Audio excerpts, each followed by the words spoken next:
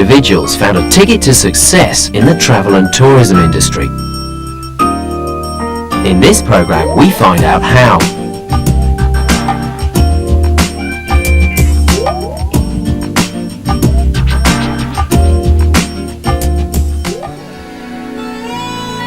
Greenwich is a tourist hotspot, the home of the time meridian, marking the place where time begins.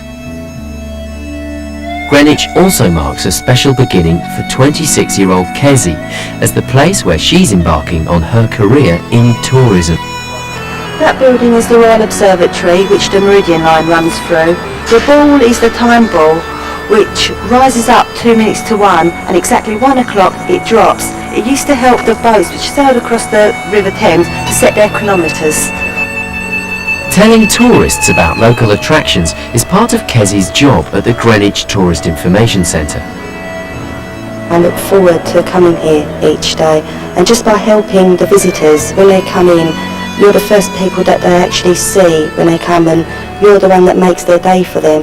You left out of these doors here and continue walking straight up. In the middle of the park is the Royal Observatory. It was a 1-hour interview, and it was at the end of it, when I asked them if I had anything else to add, I just said to them one thing, that it's the first time in my life that someone's paying me for what I enjoy. I love talking. Do you have any further questions? I probably will have, but don't have any right now. Well, feel free. I'm 26 years old, I'm Turkish Cypriot, and I have 2 children. I'm a tourist information assistant, and I've been working here for 2.5 years. Hello. The job mainly involves customer service, dealing with customers, visitors from around the world, local or just in England. And it's dealing with questions relating to attractions, to restaurants, any question that anyone needs to know when they come to visit Greenwich. And also they need to know how to answer telephone inquiries. Good afternoon, Greenwich Tourist Information Centre, how may I help you? Putting leaflets on, ordering leaflets and brochures, and retail sales, selling souvenirs and books. That's 10p change and your receipt, and I'll give you a copy of our map as well to help you around the area. Great. I suppose with the Tourist Information Centre you need every skill that you can think of, but the most important one is communication. Is it your first time in Greenwich? Have you come to Greenwich before? Yes. You have? An example of a communication skill is somebody coming into the Tourist Information Centre and having that language barrier, not being able to speak English. So you can communicate with your hand signals. Meridian line. Being able to listen carefully, not rushing them, and being patient with them. Meridian line. I started off as a cleaner, and my father didn't really approve of me as a cleaner. He had more hopes for me. And one day he was driving by Greenwich and he saw a place with Travel and Tourism College written on it, and he said to me, I love travelling, why don't I go into tourism? So I went in, inquired.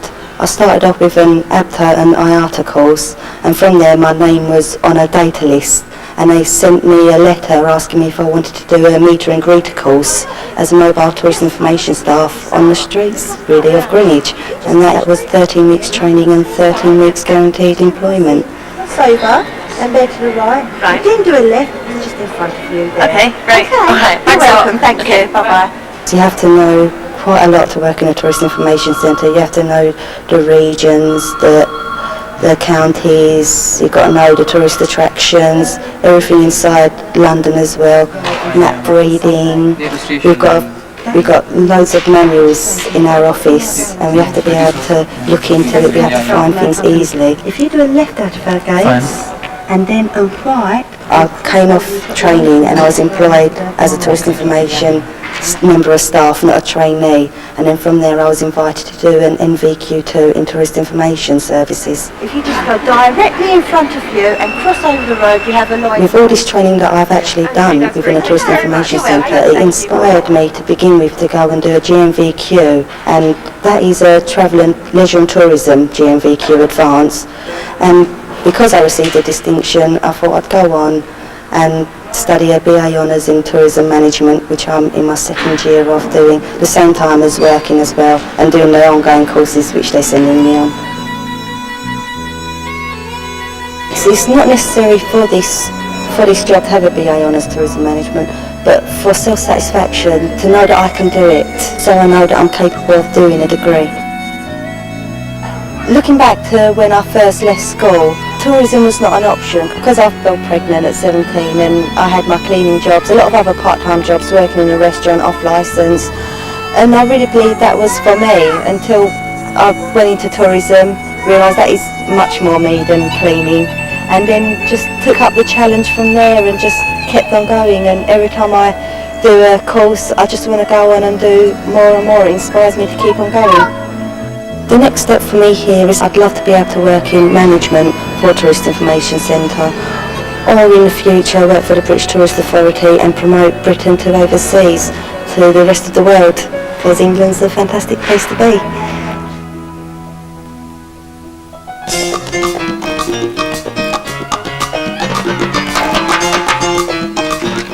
Okay, what I'm going to talk to you about now is my recent trip to Mexico last year.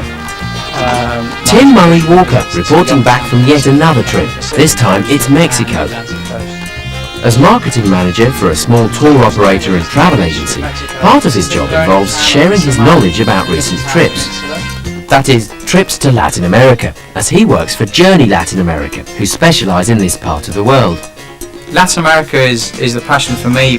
You only need to watch programs like Andes to Amazon to realise the diversity of the scenery. But also for me it's more a cultural thing. Latin America culturally is a fascinating continent. Tim's trip was an educational visit, a chance to try out the products that his company provides. It's a day trip from Mexico City. You're being paid to talk about a place. You would talk to someone in a bar at night easily, no problem at all. This is where President Clinton stayed. When staff go to South America on an educational trip, they do a presentation to the other staff about the trip itself. Everyone here on the payroll has a travel allowance, so that it enables people to get over to South America for their holidays, thereby increasing their product knowledge and therefore being able to sell more. It's not all travel at Journey Latin America. I mean, I'm painting a rosy picture, but as far as the office work is concerned, we spend, like anyone else, most of the year in the office, maybe go away for a couple of weeks a year. Now that I've got the job Journey Latin America's marketing manager, it's really the perfect combination for me. I'm involved with the travel, the day-to-day workings of the company, but I'm also involved in another interest and skill of mine, which is art and design. It's something I always wanted to get involved with. The editing of the magazine, working with designers, laying out the pages. It's the ruins of Chichen Itza. A very interesting site, only 2.5 hours away from Cancun. And I'm also involved with the language side of things and the travel, which is my major interest in life. But I also get the chance to lead trips occasionally. I started out with Journey Latin America as a tour leader about 6 years ago now. I led trips throughout South America. I did a degree originally at Liverpool University in Latin American Studies. From working as a tour leader, I then worked in sales, reservations, and then in the escorted groups tours department, where I was selling the trips that I'd been leading. And then I moved into marketing. I got increasingly involved with exhibitions and events and promotional events, and now I've taken over the marketing for JLA. Okay, this is the new issue of Papagayo magazine. This was mailed out. Definitely tour leading has really served me well for the job I'm doing now, for many reasons. For the social skills, what I'm doing now with the marketing, with events in particular, talking to ambassadors or talking to tourist boards, talking to airlines. You need to be able to deal with any type of person. For the organisational skills that I need now in my day-to-day work, but mainly also with the product, the knowledge, and also knowing the clients. You know, if you've led a tour out there, you know what the clients are like, you know how to try and attract them with the marketing. My vision of what I'll be doing in the future, I don't know. I could be working for a bigger company within the tourism industry, or I could be equally as easily running a bed and breakfast in Andalusia in southern Spain or in Nicaragua or somewhere. I would be equally fulfilled doing that as I would be working as marketing manager for a big airline.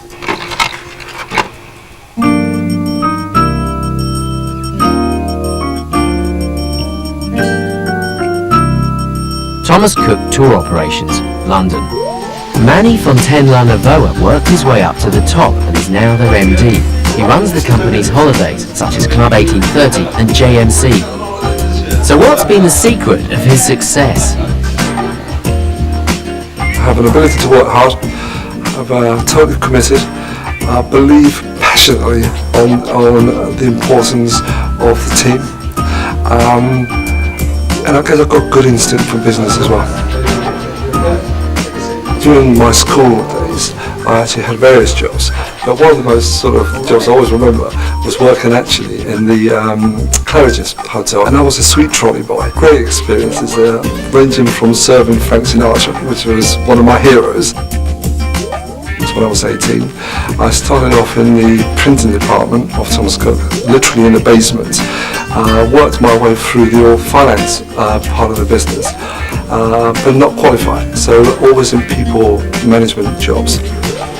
I think in my whole career, which is a long one now, I've only ever applied for one job, and never have I applied for jobs. And I just work, I guess I've been very lucky, I work very hard, and I've got some skill, but I do believe that in life and in business in particular, that if you do a good job, and if you actually deliver what you set out to achieve, then the career tends to look after itself. So what does colleague Alexis think is the secret to his success? Well, I was saying lots of things about you. Oh, all of the things. Okay. So, bye. What can I say about Manny? I think the reason that he's so successful professionally is that Manny has worked from the very bottom to the very top over the last however many years, and what he's done is he's really understood every part of the travel business in a great deal of detail. My biggest driver was to do a job, to do it well, to keep on learning. That's really important for me, and whenever I hit the ceiling, either because my boss I couldn't learn any more from them, or the job I couldn't learn any more from it, it was time to kind of move on, and almost, I don't know, by chance, it kind of seemed to happen naturally. In terms of his success, I think he's a very uncomplicated person, and therefore makes decisions very quickly without complicating anything. He's also got a great instinct for the business, a very commercial mind, and he's also just great fun to have around. It sounds very corny, but it's the truth. My ambition was to make my mum proud, to make my family proud of me, and to make the team that work with me proud that I'm their boss. And I think that was my ambition. And did I have an ultimate goal when I started off? No, I used to look at those MDs of businesses and think, oh my God, they must be so bright, so clever, that I would never be one of those. But the reality is, as you get closer to the next level, you actually find out that life is not that complicated. Have I made it to the top? I don't think I have. I just made it to a position. Am I more important than my sales director? Probably not, actually. Do I feel pride in what I've achieved? Yeah, because as I said to you earlier, I think my mum, my family, they're proud of me, and that's a lovely feeling to have. For more information about working in travel and tourism, log on to our website at www.bbc.co.uk/learning zone, or find us on CFAX page 635. If you want information on courses or training, call BBC Learning Advice on 08000 150 950.